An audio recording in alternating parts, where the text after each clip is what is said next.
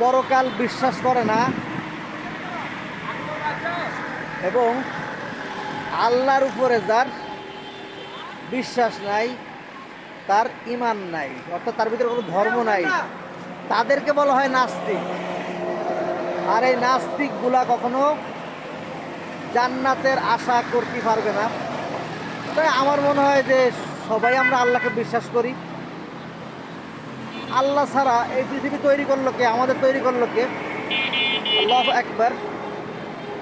তাহলে আল্লাহকে মানবো মন প্রাণ দিয়ে, কোরআন শরীফ পড়ব সুস্থভাবে এবং শুদ্ধভাবে, হাদিস পড়ব, কোরআন পড়ব, আল্লাহর উপরে বিশ্বাস। আল্লাহ আমাদের পিতা মাতাদের জান্নাত দিয়ে দিও, যারা মৃত্যুবরণ করেছে, আত্মীয় যারা দুনিয়া থেকে চলে গেছে, এবং আমরাও দুনিয়া থেকে চলে যাই, যেন জাহান্নামের আগুনে না পড়ি, জান্নাতে যাই। এটাই আমাদের আল্লাহর কাছে দোয়া করব আমরা সবসময়।